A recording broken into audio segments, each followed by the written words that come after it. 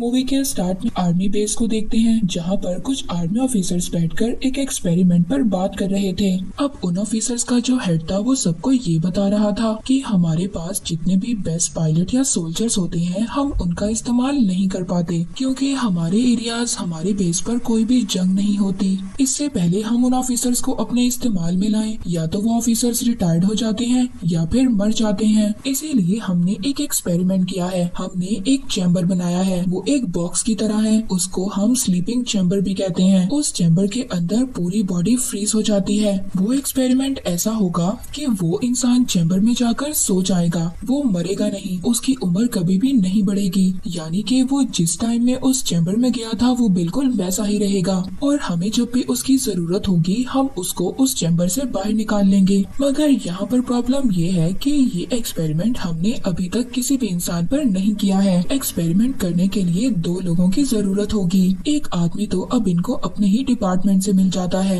इसका नाम जॉय था। जॉय हर काम में बहुत ज्यादा कमजोर था और इसकी अपनी कोई फैमिली भी नहीं थी। और इसके साथ दूसरी एक लेडी थी। ये लोगों को बेवकूफ बनाने में बहुत ज्यादा माहिर थी। इन ऑफिसर्स ने इसलिए इन दोनों को चुना था कि अगर इनके एक्सपेरिमेंट में कोई भी खराबी हो गई या इनकी जान चली गई तो इनको कोई भी पूछने वाला नहीं होगा, क्योंकि इन लोगों की तो कोई फैमिली ही नहीं थी। फिर ये लोग उन दोनों को चैम्बर में ले आते हैं और उनको सुला देते हैं। पर तभी यहाँ पर जॉय के साथ जो लेडी थी वो डर रही थी। जॉय उसको समझाता है कि देखो तुम्हें डरने की जरूरत नहीं है, ये एक्सपेरिमेंट हमसे पहले जानवरों पर हो चुका है। अब इन दोनों को उस स्लीपिंग चैम्बर उस बॉक्स में सुला दिया जाता है। कुछ दिन के बाद उस ऑफिसर को जिसने ये एक्सपेरिमेंट स्टार्ट किया था उसको पुलिस पकड़ लेती है ड्रग्स के सिलसिले में। जहाँ पर एक्सपेरिमेंट किया जा रहा था गवर्नमेंट की तरफ से एक बिल्डोजर आकर उस जगह को तोड़ देता है। मगर अभी तक जॉय और वो लेडी उसी स्लीपिंग चैम्बर में थे। कोई भी नहीं जानता था कि उन 2 बॉक्सेस के अंदर 2 इंसान सो रहे हैं। और अब आहिस्ता आहिस्ता वक्त गुजरने लगता है। यहाँ के लोगों की दिमागी हालत कमजोर हो गई थी। साल आता है 2505 का।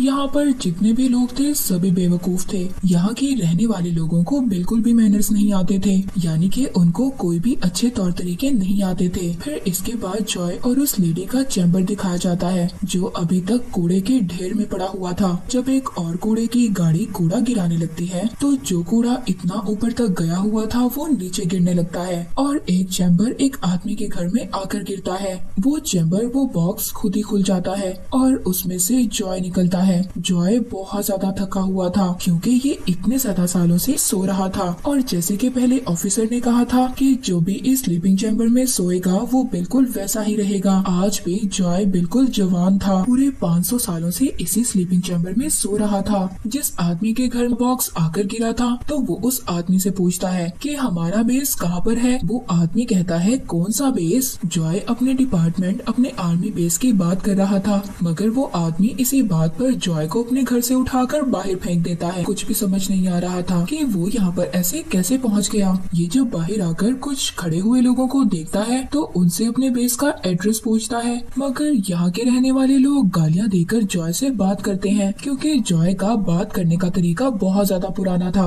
और अब 2505 के टाइम में सब लोग एक दूसरे को गालियाँ देकर बात किया करते थे। और मजे की बात ये थी कि इस बात से किसी को भी प्रॉब्लम नहीं थी। जॉय को ये लग रहा था कि इतने टाइम से वो चैम्बर में था, इस वजह से उसकी तबीयत खराब हो गई है। अब वो अपना चेकअप करवाने के लिए हॉस्पिटल था है। हॉस्पिटल में बहुत ज्यादा गंदगी थी। ऐसा लग रहा था कि जैसे बहुत सालों से यहाँ पर सफाई ही ना हुई हो। और जब जॉय पानी पीने के लिए जाता है तो मजे की बात ये थी कि वहाँ पर टैप में से पानी की जगह किसी कंपनी का ड्रिंक निकल रहा था। इस बात से बहुत ज्यादा परेशान हो गया था। तभी वो एक आदमी को रोककर पानी मांगता है। वो आदमी बहुत ज्यादा हैरान हो गया था। कहता है वो पानी जो बाथरूम में होता है। जॉय कहता है नहीं नहीं, मुझे पीने का पानी चाहिए। ये सुनकर ये आदमी हंसता हुआ वहाँ से चला जाता है।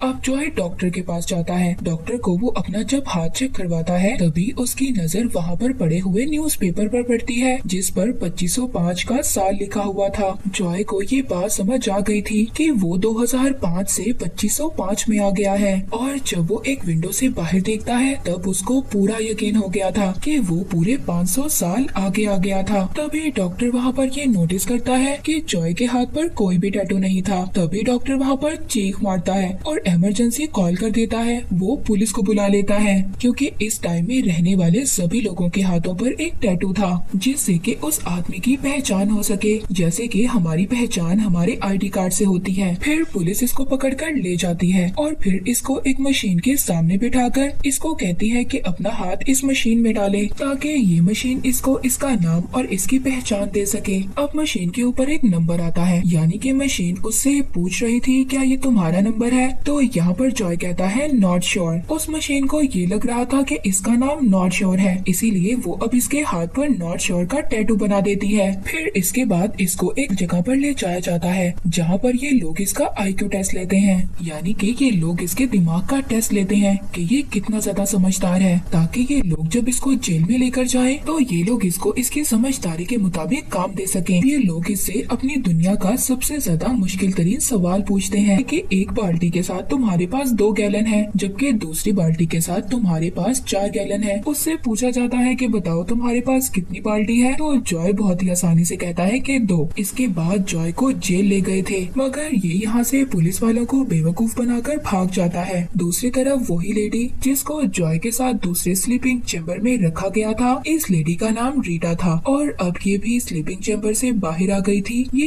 यहाँ पर आकर भी लोगों को बेवकूफ बनाकर उनके पैसे चोरी कर रही थी। दूसरी तरफ जॉय भागकर जल्दी से उसी आदमी के घर पर आता है जहाँ पर जॉय को सबसे पहले होश आया था। जॉय अब उस बेवकूफ आदमी से ये पूछ रहा था कि जिस टाइम से मैं यहाँ पर आया हूँ उस टाइम में कुछ लोग टाइम ट्रेवल मशीन बना रहे थे, क्या तुम इसके बारे में कुछ जानते हो? वो आदमी कहता है हाँ मैं जानता हूँ इस बारे में। तो जॉय उससे उस जगह के बारे में पूछता है। वो आदमी कहता है कि मैं तुम्हारी मदद क्यों करूँ, इससे मुझे क्या फायदा होगा? जॉय उस बेवकूफ आदमी से कहता है कि मैं जब अपने टाइम में वापस चला जाऊंगा तो मैं अपने अकाउंट से तुम्हारे अकाउंट में बहुत सारे पैसे भेज दूंगा जिससे कि तुम रातों रात अमीर हो जाओगे। उस बेवकूफ आदमी को भी जॉय की बात समझ आ गई थी। वो उसको अब उस जगह पर लेकर जा रहा था जहाँ पर टाइम ट्रेवल मशीन थी। तभी जॉय को रास्ते में रीटा भी मिल गई थी। अब ये तीनों मिलकर आगे बढ़ते हैं। जैसे ही ये लोग आगे बढ़ रहे थे तभी कुछ आगे जाने के बाद जॉय को दोबारा से स्कैन कर लिया जाता है। उसको पुलिस पकड़कर साथ ले गई थी। इस बार जॉय को पुलिस स्टेशन नहीं बल्कि व्हाइट हाउस ले जाया जाता है और यहाँ पर इसको बताया जाता है कि तुम जानते हो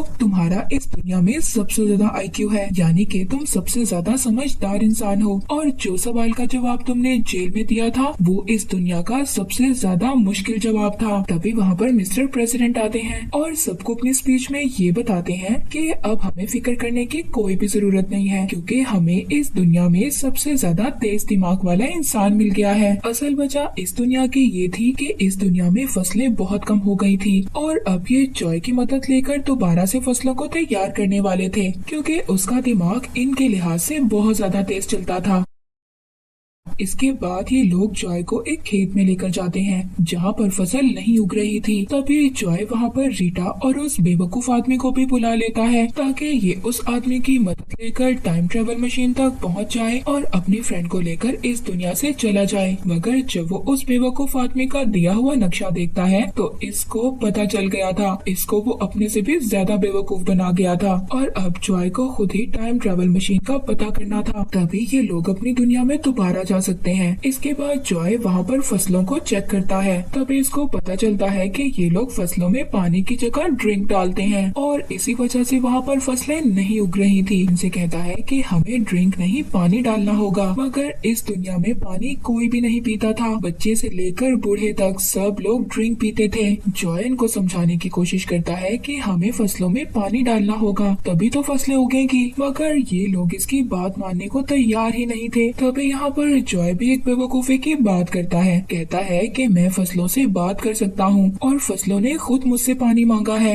ये बात इनको अब समझ आ गई थी। ये लोग अब फसलों में पानी डालना शुरू करते हैं, मगर इसके बाद भी बहुत दिन हो जाते हैं, फसलें नहीं उगती। वहाँ पर ड्रिंक कंपनी के मालिक को भी बहुत ज्यादा नुकसान हो गया था। उस ड्रिंक कंपनी में बहुत सारे लोग काम किया करते थे, मगर अब उनके पास भी कोई काम नहीं था। इसीलिए अब जितने भी लोगों के जॉय की वजह से नौकरी गई थी वो सब लोग ये डिमांड करते हैं कि जॉय को सजा दी जाए और अब वहाँ पर जॉय को मौत की सजा दी जाती है। वो टाइम आ गया था जब जॉय को मौत की सजा दी जानी थी और इसको पूरी दुनिया लाइव देखेगी। दूसरी तरफ रीटा और उस आदमी को ये पता चलता है कि जो जॉय ने फसल उगाई थी उसमें पौधे उगना शुरू हो गए हैं। तभी जल्दी से ये दोनों भागकर उस जगह पर जाते हैं जहाँ पर जॉय को मौत की सजा दी जानी थी। ये लोग यहाँ से एक कैमरामैन को अपने साथ लेते हैं और उन फसलों में ले जाते हैं। वहाँ पर वीडियो बनवा कर ये लोग लाइव चलाते हैं और जब ये वीडियो सारी दुनिया देखती है तो जॉय की सजा माफ हो जाती है क्योंकि जॉय की वजह से फसलें उगना शुरू हो गई थी।